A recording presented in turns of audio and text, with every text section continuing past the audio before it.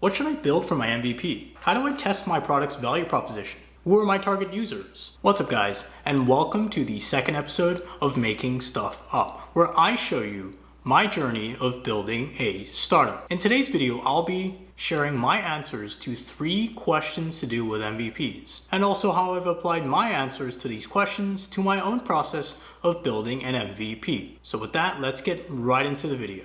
Alright guys, so here are the 3 questions that I'll be talking about in this video. First question is, how do I know what to build for my MVP? To understand what to build for your MVP, you actually have to understand who your users are first. That is the only way to understand how to build your MVP, because a product, an MVP, is for someone to use. You build a product so other people can use it. You're not building art, you're building something that people want to use. Hopefully, right? So you have to understand who your users are. How do you know who your users are? You know who your users are by doing user research, by doing user interviews.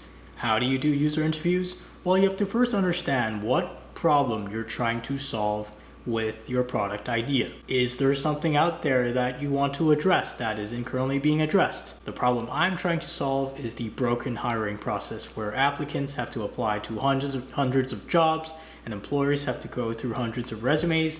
I think that is a problem because employers are frustrated because they have such a large administrative workload whenever they hire, and applicants are frustrated because they never hear back from employers who are overwhelmed. So that's my user. My user would have this problem, would have the problem of frustration at the hiring process. So for you, your problem might be different. How do you know who has the problem? Well, you have to go out there and find people who have the problem. The only way to do that is to maybe go on an online community and try to find groups around this problem. Or maybe you can go and talk to people who you know. The best way to do this is to talk to people you know, in my opinion. But if you don't know anyone who has the problem that you're trying to solve, if you don't know those people, another way is to go on places like Reddit or Facebook. Talk on a Facebook group about this problem. Go on Reddit and try to find people who have created threads and subreddits about this problem. There are so many ways to find people who have the problem you're trying to solve. And if you can, I would question whether you should actually be solving that problem, because if you don't know who has that problem and you can't find those people, perhaps you're not really qualified to solve the problem your product is trying to solve. So that's just a bit about defining who your users are. After you know who your users are, by doing some user research, by going out and trying to find people with the problem, then you can try to segment the people you've been talking to.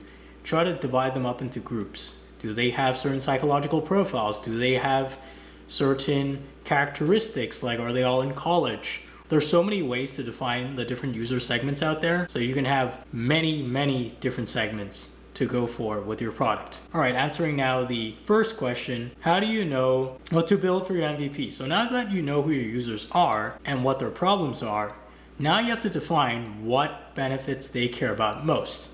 Now for me, given that I'm trying to solve the inefficient hiring process problem, for job applicants, it's always the problem of not being able to stand out. So what would be a natural benefit of my product? Being able to stand out in the job search process. So now I have to build an MVP that has benefits, the benefit specifically of being able to stand out in your job search. Great. I need to come up now with features that actually deliver on that benefit. Notice that I'm just focusing on the most important benefit, and that is the point of an MVP. You want to build the most basic version of your product that hopefully offers the most important benefits. That is how you're going to get your product's value proposition validated as easily as possible. How then do you test for your product's validation? Well, you just simply ask your users maybe to pay you for your product, or to offer your product for free to users if that's the kind of business model you're going for. And if they use it, that is the greatest validation you can probably get. Of course, with usage, you want prolonged usage. You don't want someone who just downloads your app or uses your website once in a while. You have to define the frequency of usage yourself. But if you define your user set properly and you designed your MVP properly to deliver the benefits that you think your users will care about, and your MVP is not clunky but focuses on 1, 2, or 3 core benefits with features that are not confusing, you should be able to get your users to use your product. So that's just my take on answering these 3 questions. If you have more questions about how to build your MVP, I'd love to answer these questions in the comment section. Feel free to leave a comment and I would love to chat more.